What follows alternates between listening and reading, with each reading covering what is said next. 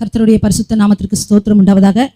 வாசிக்கும்படியாக கொடுக்கப்பட்டுள்ள வேத பாடம் ஏசாயா 62 முழுவதுமாக. ஏசாயா 62ஆம் அதிகாரம் முழுவதுமாக. சீயோன் நிமித்தமும் எருசலேமின் நிமித்தமும் நான் மௌனமாயிராமலும் அதன் நீதி பிரகாசத்தைப் போலவும் அதன் ரட்சிப்பு எரிகிற தீவட்டியைப் போலவும் வெளிப்படும் மட்டும் அமராமலும் இருப்பேன். ஜாதிகள் உன் நீதியையும் சகல ராஜாக்களும் உன் மகிமையையும் காண்பார்கள். கர்த்தருடைய வாய் சொல்லும் புது நாமத்தால் நீ அழைக்கப்படுவாய். நீ கர்த்தருடைய கையில் அலங்காரமான கிரீடமும் உன் தேவனுடைய கரத்தில் ராஜ முடியுமாய் இருப்பாய். நீ இனி கைவிடப்பட்டவள் எண்ணப்படாமலும் உன் தேசம் இனி பாழான தேசம் எண்ணப்படாமலும் நீ எப்சிபா என்றும் உன் தேசம் பியூலா என்றும் சொல்லப்படும்.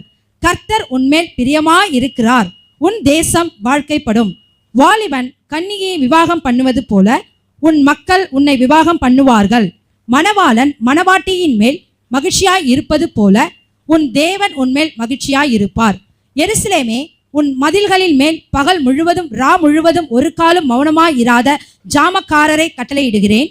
கர்த்தரை பிரஸ்தாபம் பண்ணுகிறவர்களே, நீங்கள் அமெரிக்கையாய் இருக்கல் ஆகாது. அவர் எருசலேமை ஸ்திரப்படுத்தி பூமியிலே அதை புகழ்ச்சியாக்கும் வரைக்கும் அவரை அமர்ந்திருக்க விடாதிருங்கள். இனி நான் உன் தானியத்தை உன் சத்துருக்களுக்கு ஆகாரமாக கொடேன். உன் பிரயாசத்தினாலாகிய உன் திராட்சரசத்தை அந்நிய புத்திரர் குடிப்பதும் இல்லை என்று கர்த்தர் தமது வலக்கரத்தின் மேலும் தமது வல்லமையுள்ள புயத்தின் மேலும் ஆணையிட்டார். அதை சேர்ந்தவர்களே அதை புசித்து கர்த்தரை துதிப்பார்கள்.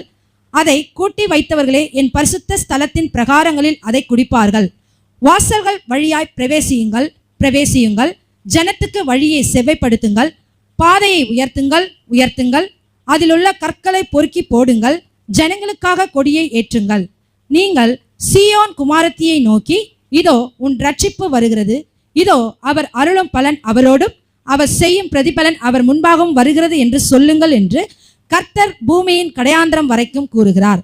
அவர்களை பரிசுத்த ஜனம் என்றும் கர்த்தரால் மீட்கப்பட்டவர்கள் என்றும் சொல்லுவார்கள். நீ தேடி கொள்ளப்பட்டதென்றும் கைவிடப்படாத நகரம் என்றும் பெயர் பெறுவாய். ஆமேன், ஆமேன்.